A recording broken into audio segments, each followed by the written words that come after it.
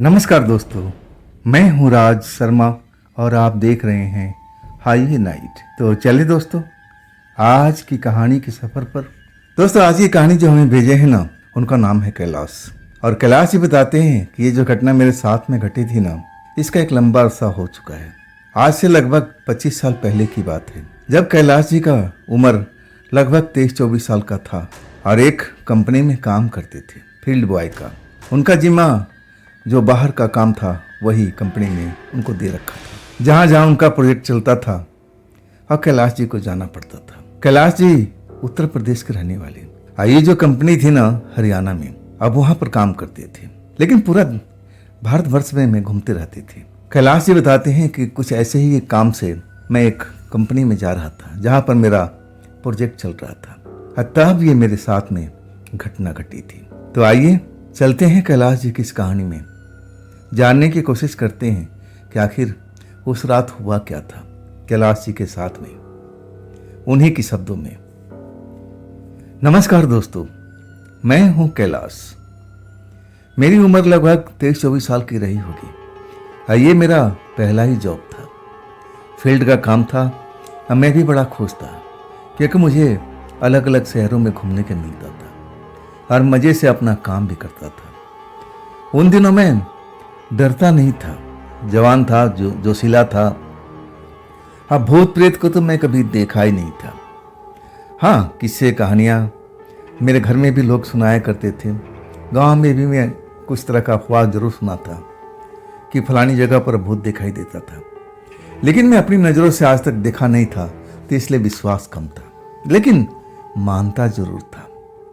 अगर उस रात ये सब मेरे साथ में नहीं घटता तो मैं इन चीज़ों को मानता तक नहीं।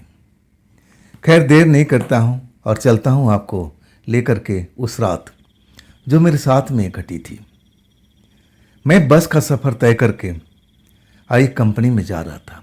वो कंपनी नई नई बन रही थी और उसका जो सारा जिम्मेदारी था हमारी कंपनी के ऊपर में। वहाँ पर मशीनें लग रहा था, नया नया कंपनी का, और कुछ ऐसा ही मशीनरी पार्ट था जिसकी ज़रूरत थी वहाँ पर। अब मुझे अर्जेंट भेजा गया था कि कैलाश, जितना जल्दी हो सके तुम ये पार्ट लेकर के पहुँच जाओ। वहाँ पर जो इंजीनियर साहब हैं इंतज़ार कर रहे हैं। और मैं तो निकल गया था, यही तो मेरा काम था। लेकिन जब उस शहर में पहुँचता हूँ, बस से उतरता हूँ, तब रात के करीब 10 बज चुका था। अब जिस जगह मुझे जाना था ना, मैं रिक्शा वाले से पूछता हूँ, एक आध बस स्टैंड पर खड़े थे, लेकिन वो कोई जाने को तैयार नहीं था। आज शुरुआती ठंड का टाइम था, मेरे ख्याल से अक्टूबर-नवंबर का मौसम रहा होगा। शुरुआती ठंड थी। मैं भी कुछ गर्म कपड़ा अपने बैग में रखा हुआ था। जब रात हुई ना, तो ठंड की शुरुआत हो चुकी थी। सबसे पहले मैंने गर्म कपड़ा पहना और फिर मैं रिक्शा वाले से बात करने लगा। एक शराबी रिक्शा वाला था। वो तो तैयार हो गया था कि मैं लेके चलूँगा आपको, लेकिन इतना पैसा लगेगा। इतना पैसा मांगा, मैं मना ही कर दिया कि नहीं भाई, ज़्यादा दूरी नहीं है जो मुझे बताया गया है, मुश्किल से 3 किलोमीटर का सफ़र है, और तुम इतना पैसा कैसे मांग रहे हो? इतना तो मुझे अपने शहर से आने में बस का किराया तक नहीं लगा। मैं ऐसे ही था, उसे मना कर दिया कि नहीं भाई। हाँ, ऊपर से वो शराब पिए हुए था, तो मुझे थोड़ा अच्छा भी नहीं लग रहा था। अब 3 किलोमीटर का सफ़र था। अब मुझे उस मशीनरी पार्ट को, जो एक कंप्यूटर का कार्ड जैसा था, मैं अपने बैग में संभाल कर रखा था। मैं सोचा कि क्यों ना 3 किलोमीटर है, पैदल ही चला जाए। अब इस चीज़ को हमारे इंजीनियर साहब इंतज़ार कर रहे हो। ये कीमती चीज़ है मशीनों के लिए, जब तक ये लगेगा नहीं, मशीन स्टार्ट नहीं होगा, तो मुझे चलना चाहिए। और मैं चल पड़ता हूँ, पैदल ही चल पड़ता हूँ।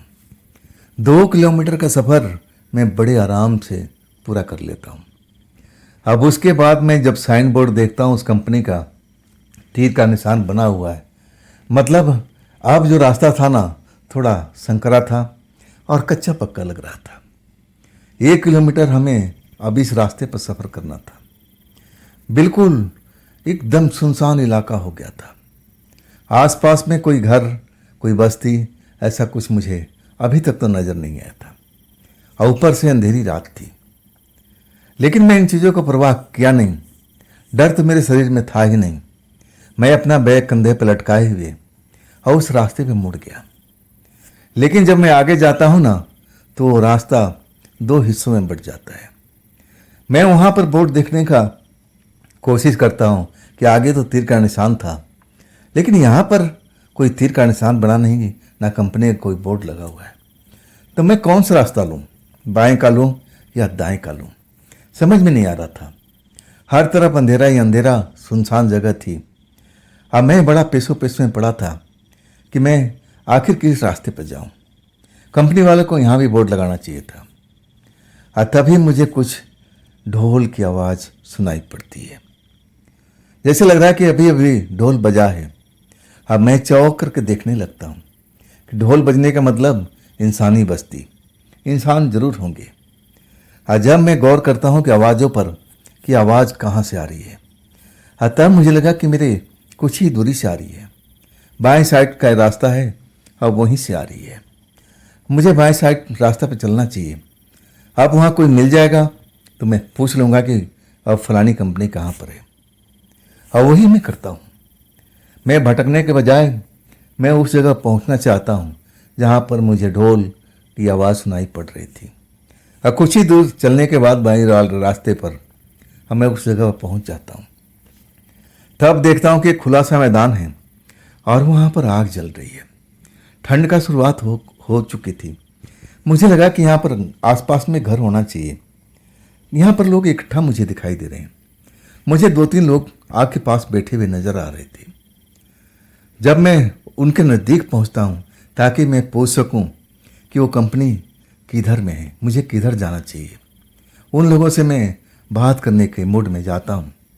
और जब मैं उस नज़दीक पहुँचता हूँ तब मैं देखता हूँ कि एक इंसान बैठा हुआ और ढोल बजा रहा है, और उसके सामने में 3 लड़कियाँ बैठी हुई हैं, जिसमें एक की उम्र ज़्यादा था और 2 लड़कियाँ थीं वो कम उम्र की थी, फिर भी जवान थी।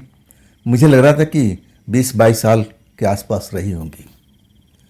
मैं कुछ सोचा ना समझा। मुझे लगा कि हाँ, ये लोग तो हैं ही हैं, इसी एरिया के होंगे, अब मुझे इनसे जाकर पूछना चाहिए। डर किसी बात का मुझे लगा ही नहीं। अब मैं आसानी से उस जगह पर पहुंच जाता हूँ जहाँ पर आग जल रही है। एक इंसान बैठा हुआ और ढोल बजा रहा है। अब बाकी जो लोग हैं ना, 3 लड़कियाँ बैठी हुई हैं आग के पास में, अपने अपने दूरी थोड़ा सा बनाए हुए। कुछ जैसे कुछ वहाँ पर कोई प्रोग्राम चल रहा हो। ना तो ऐसा कोई गाने का आवाज़ आ रही थी और ना कोई डांस वगैरह हो रहा था। लेकिन मुझे क्या करना, मुझे लगा कि लोग आग का आनंद ले रहे हैं और वो ढोल बजा रहा है उसका, ये लड़कियां सब आनंद ले रही है। पहुंच गया मैं आग के पास में। अब मैं ढोल वाले को अब आवाज़ देता हूं कि भाई साहब ज़रा मेरी तरफ देखिए।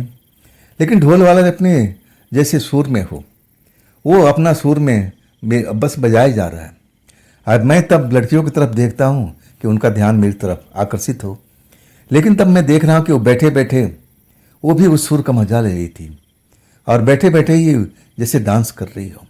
सर उनका इधर से उधर जैसे संगीत में डूबा हुआ है। मैं दोबारा उस ढोल वाले भैया को आवाज़ देता हूँ कि भैया ज़रा मेरी कुछ मदद कर दीजिए, एक जानकारी मुझे चाहिए। लेकिन वो ढोल वाले ना जाने कौन सा दुनिया में गुम था, जैसे अपने सुर ताल से अब बिल्कुल बिछड़ना नहीं चाहता, उसी सुर ताल में लगा रहा। तब मैं लड़कियों की तरफ मुड़ता हूँ कि आप मेरी बात को सुनिए। लेकिन वो भी जैसे सुर ताल में जैसे आंखें कभी बंद कर रही हैं, कभी खोल रही हैं, सर उनका इधर से उधर हिल रहा है, जैसे उस संगीत में बिल्कुल रमी हुई हो। बाहर की दुनिया से उनका कोई मतलब नहीं है, अपनी दुनिया में संगीत में डूबी हुई हो।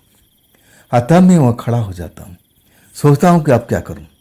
मुझे लगा कि ऐसे ये इंसान मुझे कुछ बताएगा नहीं। बिल्कुल उसके नज़दीक पहुँच जाता हूँ, उसके कंधे पर हाथ रखता हूँ, और जैसे ही हाथ रखता हूँ ना, वो चीज़ मैं देख पाता हूँ जो चीज़ मैंने आज तक नहीं देखा था। हाथ रखते ही जैसे लगा कि मेरे शरीर के अंदर में करंट बहने लगा, और वो देखने में इंसान जैसा दिखने वाला व्यक्ति जो ढोल बजा रहा था, अचानक उसका हुलिया बदल चुका था। देखते ही देखते काला कलोटा इंसान जैसा हो चुका था। बड़ी बड़ी आंखें उसकी अंगार की तरह मुझे दिखने लगी। मैं तो उसका बदलाव देख करके ही भयभीत हो चुका था। तभी मेरी नज़र उन लड़कियों पर पड़ती है। एक लड़की का उम्र जो मैं पहले देखा था वो 30-35 साल की थी। औरत ही बोल सकते हैं उसको। अब बाकी जो लड़कियां थी ना वो 20-22 साल के आसपास की रही होगी। जैसे उस इंसान का शक्ल बदलता है ना, वो तीनों लड़कियां उठ के खड़ी हो जाती है, जम से मुझे घेर लेती है। तीनों आ करके मुझे रोक लेती हैं अपने हाथें फैला करके कि मैं भाग ना सकूं। ये सब अचानक मेरे साथ में होता है। हाँ, मैं कुछ समझ नहीं पाता हूं। मैं डर जाता हूं। हाँ, मैं उस इंसान को अब मैं ऐसा रूप में देखा था कि मैं डर ही चुका था। भयानक शकन वाला जो कभी मेरे सामने बैठा हुआ ढोल बजा रहा था। अब उसका हुलिया वगैरह सब बदल चुका था। लेकिन कमाल की बात थी, उन लड़कियों का हुलिया कोई चेंज नहीं हुआ था। जिस कपड़े में थी, जैसी शकल सूरत थी, अभी भी ऐसा ही था। तब वो इंसान झम से उठकर खड़ा हो जाता है, मेरे बाजू पकड़ लेता है। जब मेरे बाजू पकड़ता है ना, मुझे दर्द का एहसास होता है। ऐसा लगता है कि मेरी हड्डी कहीं ना टूट जाए, इतना ताकतवर उसका पंजा था। हाँ, मैं चीख पड़ता हूँ। मैं अपना बाजू छुड़ाने की कोशिश करता हूँ। तभी वो जो ज़्यादा उम्र की लड़की थी, औरत जैसी लग रही थी, वो बोलती है, तुम भाग नहीं सकते, अब तुम इस जगह से भाग नहीं सकते। देखो, हमने तुम्हें बुलाया था, तुम ढोल की आवाज़ सुन करके चले आए ना। अब यहाँ से जब तक हम नहीं चाहें तुम जा नहीं सकते। अब तो हमें जो तुमसे काम करवाना है वो काम करवा के रहेंगे। पहले हमारे साथ में डांस करो, अब इसके बाद में हम सोचेंगे कि तुम्हें छोड़ा जाए या फिर तुम्हारे साथ में कुछ और किया जाए। चेहरे पर मुस्कान दौड़ रही थी।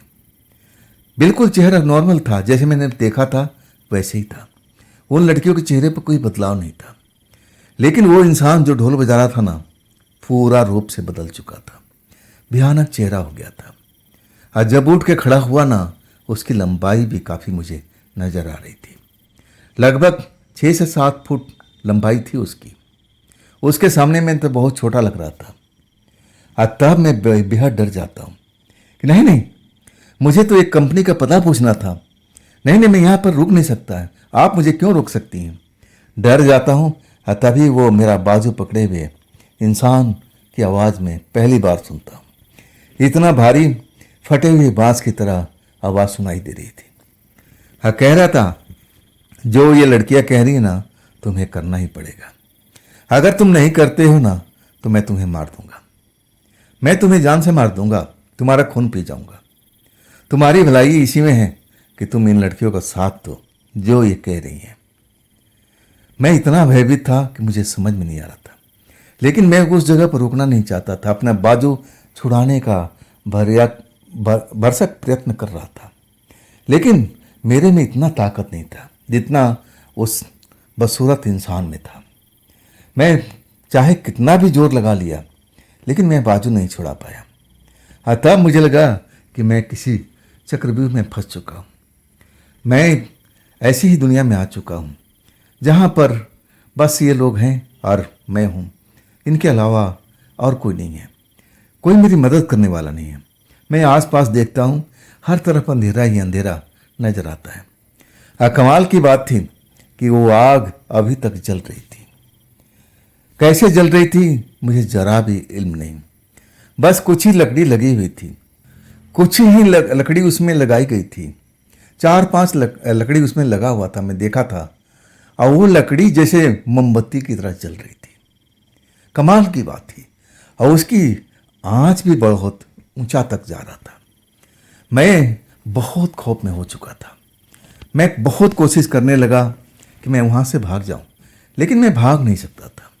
वो इंसान मुझे छोड़ ही नहीं रहा था। तब जो उम्रदार लड़की थी, मैं उसको औरत ही बोल सकता हूँ, और वो मेरे सर पर हाथ फेरने लगी। कहने लगे कि देखो बाबू, तुम कुछ देर हमारे साथ में रहो। हमारे साथ तुम डांस करो, हमें अच्छा लगेगा। अगर हमारा मन भर गया तो हम तुम्हें जाने देंगे, नहीं तो ये इंसान तुम्हें छोड़ेगा नहीं। उसको इंसान कह रही थी जो भयानक चेहरे वाला था। आज जैसे ही मेरे सर पर हाथ फिरती है ना जाने क्यों ऐसा लगता है कि मैं जैसे अंधेरे की गहराई में डूबता जा रहा हूँ। अब इसके बाद मैं वही काम करने लगता हूँ जो लोग चाहते हैं। मेरे कंधे पर बैग लगा हुआ है जिसमें कीमती सामान रखा हुआ है, वो मशीन का मदरबोर्ड। मैं सब कुछ भूल जाता हूँ और उनके इशारे पर नाचने लगता हूँ और वो भी मेरे साथ डांस करने लगती है। अब फिर वही इंसान भयानक चेहरे वाला अपना रूप बदल लेता है। वही ढोलक फिर बजाने लगता है बैठ करके, सुर ताल जैसे लगा रहा हो। और हम 3 लड़कियां और मैं उस आग के आसपास में गोल गोल हम अब नाचते हुए घूम रहे हैं। ऐसा ही मैं कर रहा था। मुझे लगा कि हाँ, मैं इन्हीं का साथ में हूँ। मैं अपने परिवार, मुझे कहाँ जाना था, मैं सब कुछ भूल चुका था। बस मुझे लगा कि हाँ, मैं इसी काम के लिए तो पैदा हुआ हूँ, यही तो मेरा काम है। मुझे इन लड़कियों के साथ में डांस करना ही ऐसा ही है, मैं यही काम करता हूँ। सब कुछ मैं भूल चुका था, कुछ भी याद नहीं था। बस ये याद था कि मैं डांस कर रहा हूँ, आइए डांस मैं करते रहूँगा। कब तक मेरा डांस चलता रहा मुझे कुछ भी याद नहीं। बीच बीच में मेरा पैर लड़खड़ाता था और तब ढोल वाला अपना ढोल रख के कहता था कि सही ढंग से डांस कर लो, नाच लो, और नहीं तो मैं तुम्हें मार दूंगा, मैं तुम्हारा खून पी लूंगा, मुझे भूख भी लग रही है। और तब मैं डर जाता था, जैसे होशो हवास में कुछ देर के लिए आया हूँ। अब फिर वही मेरे साथ में हो जाता था। मैं अपने आप को भूल जाता था कि मैं हूँ कौन और मैं यहाँ पर किस लिए आया हूँ। ऐसे ही मैं अब उनके साथ में कब तक डांस करता रहा मुझे कुछ भी याद नहीं है। शरीर थकान से भरी हुई थी, लेकिन मुझे अपनी जैसे कोई होश ही नहीं हो कि मैं हूँ कौन, क्या करना है मुझे। बस मुझे लग रहा था कि मैं डांस करना है, मैं इसी जगह पर डांस करता रहूँगा। एक बार मैं जब गिरा ना, तब मैं पूरा तरह से बेहोशी की दुनिया में चल गया था। जब मुझे होश आया ना, तो एक लड़की उनमें से मुझे उठा रही थी कि अभी मेरा डांस खत्म नहीं हुआ है। अगर तुम सही ढंग से डांस नहीं करोगे ना, ये इंसान तुम्हें मार देगा, फिर हम लोग कुछ नहीं कर पाएंगे। मैं बेहद डर जाता हूँ, उड़ के खड़ा होता हूँ। अब फिर मैं देखता हूँ कि इंसान ढोलक बजा रहा है, ढोलक पर ताल लगा रहा है, अब बार बार इशारा कर रहा है कि तुम डांस करो, डांस करो। लेकिन अब मैं होश में आ चुका हूँ। मुझे सब कुछ याद है कि मैं कौन हूँ, मैं कहाँ से आया हूँ, मैं किस मतलब के लिए यहाँ पहुँचा था। सब कुछ मुझे याद आ गया। हाँ, मैं भागने की कोशिश करता हूँ और 2-4 कदम भाग भी लेता हूँ। हाँ, तभी ढोल वाला इंसान जैसे अपने लंबा हाथ कर देता है। लंबा हाथ उसका बढ़ जाता है किसी सांप की तरह। हाँ, मेरा पैर पकड़ लेता है। हाँ, मैं औंधे मुंह गिर जाता हूँ। हाँ, तब मुझे घसीट लेता है। कहता है कि जब तक ये लड़कियाँ थक ना जाएं, जब तक इनका डांस पूरा ना हो जाए, तुम इस जगत से जा नहीं सकते। अगर तुम दोबारा ये गलती करोगे भागने की, तो मैं तुम्हें मार दूंगा, मैं तुम्हारा खून पी लूँगा। मुझे बहुत दिनों से खून की तलाश थी और तुम तो मेरे पास आ चुके हो। अब मैं इतना खौफ में था, मैं चिल्लाना चाहता था कि कोई मेरी मदद कर सके, लेकिन वहाँ पर ऐसा कुछ नजर ही नहीं आ रहा था। ना कोई बस्ती, ना गांव, ना रोड पर आते जाते कोई इंसान दिख रहा था। अब वैसे ही फिर मेरे वो लड़की जो बड़ी वाली थी ना, मेरे सर पर हाथ रखती है, कहती है थोड़ी देर और मेरे साथ में डांस करो ना, सब कुछ सही हो जाएगा। कहती है ना, फिर मैं अपने आप को भूल जाता हूँ। अब मैं उनके साथ में कदम ताल लगाने लगता हूँ, अपना आपा खो देता हूँ। जैसे मुझे याद ही नहीं कि मैं कौन हूँ, मैं कहाँ से आया हूँ, मुझे क्या करना है। हाँ, ऐसे ही मैं कुछ याद नहीं रख पाता। जब एक कड़कती हुई आवाज़ सुनाई पड़ती है, मेरा नाम लेकर के कोई पुकार रहा है, कैलाश कैलाश, तुम उस जगह पर क्या कर रहे हो? कैलाश कैलाश। वो आवाज़ मुझे दूर से सुनाई देती हुई महसूस होती है, जैसे कोई गहरे कुएं से मुझे आवाज़ दे रहा हो, लेकिन आवाज़ जानी पहचानी लग रही थी। मैं उस आवाज़ को सुनने की कोशिश करता हूँ कि आवाज़ आ कहाँ से रही है। मैं देखने की कोशिश करता हूँ लेकिन हर तरफ अंधेरा ही अंधेरा नजर आता है। आवाज़ जैसे मेरे नज़दीक पहुँचती जा रही हो। कैलाश, तुम इस जगह पर कर क्या रहे हो? इस जगह पर गोल गोल क्यों घूम रहे हो? कैलाश, कैलाश, क्या तुम कोई नशा कर रखे हो? जब मैं सब सुनता हूं ना, अभी भी वो आवाज़ गहरे कुएं से आती हुई महसूस होती है। जब आवाज़ नज़दीक आ जाती है, मैं उस आवाज़ को पहचानता हूँ जैसे मैं पहचान चुका हूँ। अरे, ये आवाज़ तो हमारे ऑफिस का स्टाफ का है। उसका नाम मोहन है। मैं इधर उधर देखने की कोशिश करता हूँ लेकिन मोहन कहीं दिखाई नहीं देता है। और अचानक किसी ने मेरा हाथ पकड़ लेता है। जैसे कोई हाथ पकड़ता है ना, मैं बेहोशी की दुनिया में चला जाता हूँ। जब मुझे होश आता है ना, तो मैं अपने आप को अपने स्टाफ से घिरा हुआ पाता हूँ। अभी भी रात का टाइम है। कब मैं कंपनी में आ गया मुझे कुछ भी याद नहीं है। अब मेरा स्टाफ मुझे होश में ला रहा है। पानी छिड़क रहा है, मेरा नाम लेकर कोई पुकार रहा है कि कैलाश उठो उठो। क्या तुमने कोई नशा पानी किया था? कोई भांग वगैरह खाया था? दारू पिया था? हाँ, तब मैं सबको पहचानने लगता हूँ। सब तो मेरे स्टाफ थे, मेरे ऑफिस में काम करने वाले लोग। और मैं कैसे आ गया? मैं तो उस जगह पर था जहाँ डांस हो रहा था। आग जली हुई थी। 3 औरतें थी, एक औरत और 2 लड़कियाँ, और वो खूंखार चेहरे वाला इंसान था जो ढोल बजा रहा था। मैं कैसे यहाँ पर आ गया? जब मैं अपनी पूरी कहानी अपने स्टाफ को बताता हूँ ना, स्टाफ सारे के सारे डर जाते हैं। उनको समझ में नहीं आता कि जैसे मुझ पर विश्वास नहीं कर पा रहे हो कि ऐसा नहीं हो सकता है। जो तुम बता रहे हो ऐसा तो हमने देखा नहीं था। और जो हमारे साथ हुआ था मैं ही जानता था। मुझे तो सब कुछ याद था। अब वही लड़का मोहन मेरे को ढूंढते हुए आया था। अब उसको ज़रूरत थी और उसको बताया गया था कि मैं पहुंच जाऊंगा किसी भी टाइम में, रात के टाइम में। पहले वो बस स्टैंड पर गया था। बस स्टैंड पर जब लास्ट बस आ गई थी, वहाँ रिक्शा वाला से जानकारी ले लिया और तब पूछा था कि कोई शख्स अब जा रहा था इधर में, कंपनी का नाम के बारे में पूछा था। और तब वही शराबी रिक्शा वाले ने बताया था कि हाँ भैया, वो इंसान लड़का, और वो चला गया पैदल ही। मैं तो उसको लेके जा रहा था। अब बहुत कम पैसे मांग रहा था लेकिन वो मेरे साथ गया नहीं। और तब मोहन और एक लड़का जो बाइक पर थे, वो मुझे ढूंढते ढूंढते अब वहाँ तक पहुँच गए थे। और उन्हीं की आवाज़ मुझे सुनाई दे रही थी, जैसे मोहन गहरे कुएं से आवाज़ लगा रहा हो। आखिर वो सब क्या था? मेरे जो साथ में हुआ था, ये सब क्या था? कौन लोग थे वो? मेरे साथ में कौन सा खेल खेल रहे थे?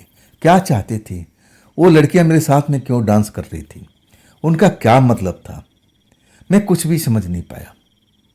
मैं जब अपना काम करके, सामान दे करके, आज जब वो लोग कहते हैं कि तुम अब अपने घर पहुंच सकते हो, तब मैं कहता हूँ हाँ, मैं पहुंच जाऊंगा।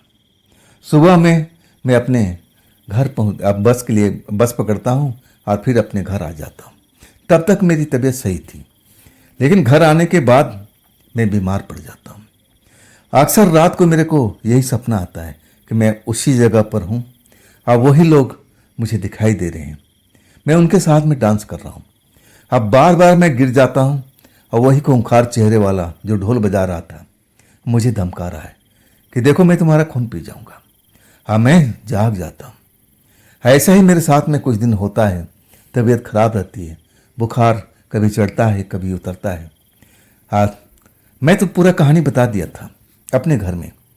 हाँ, मेरे घर वालों ने ऐसा कुछ काम भी किया था। मंदिर से कुछ रक्षा कवच लेके आए थे, गंगा जल लेके आए थे और मुझे पिलाया गया था कि सब कुछ सही हो जाएगा, लेकिन सही नहीं हुआ। तब मुझे लेकर के एक तांत्रिक के पास में गए। हाँ, तांत्रिक मेरे से सब कुछ पूछता है कि कोई चीज़ छिपाना मत। वो लड़कियों का चेहरा कैसे था? मैं सब कुछ बता दिया कि देखने में इंसान की तरह लग रही थी। हाँ, वो ढोल वाला वो इंसान तो लग नहीं रहा था, उसका चेहरा बहुत भयानक था। तब वो तांत्रिक बाबा मेरे साथ में झाड़ फूंक किए थे। तब कहने लगे कि डरने की आवश्यकता नहीं है, सब कुछ मैं सही कर दिया। अगर दोबारा ये सपना आता है तब तुम मेरे पास में आ जाना। लेकिन मैं एक ही बार गया था, तभी सब कुछ खत्म हो गया था। वो बुरा जो सपना मेरे पास में आ रहा था वो मुझे अब दिखाई नहीं दे रहा था। फिर मेरी तबीयत जो थी वो भी सही होने लगी। फिर जाके मैं कंपनी ज्वाइन करता हूँ। लेकिन अब रात का जो सफ़र था ना, मैं करने से थोड़ा डरता था, हिचकता था। हाँ, बस में ट्रेन में तो जरूर जाता था, उसमें तो मुसाफिर होते थे। लेकिन कोई कहे कि 1 आध किलोमीटर पैदल चल लो अंधेरी रात में, मैं बिल्कुल इस चीज़ के लिए कभी नहीं तैयार था, चाहे कुछ भी हो जाए। मुझे अब इस चीज़ों से बहुत डर लगता था।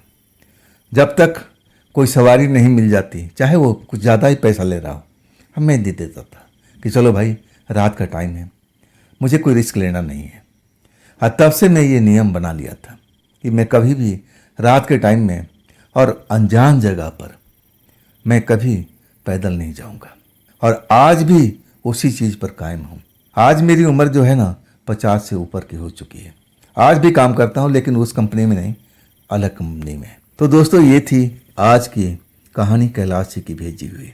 ये कहानी आपको कैसी लगी कमेंट में ज़रूर बताइएगा। हाँ दोस्तों, अगर आपके साथ में भी ऐसी कोई घटना हुई हो जो आप मुझे बताना चाहते हो, आपने कभी भूत प्रेत को देखा हो, इतना नज़दीक से सामना किया हो, तो आप हमें ज़रूर बताइएगा। हाँ दोस्तों, ये भी चैनल आप ही का है, तो इसको भी अपना प्यार दीजिए, लाइक कीजिए, सब्सक्राइब कीजिए और अपने दोस्तों को शेयर भी कीजिए। फिर हम मिलते हैं इसी चैनल पर, इसी टाइम पर, कल रात को। आप लोग अपना ख्याल रखिएगा।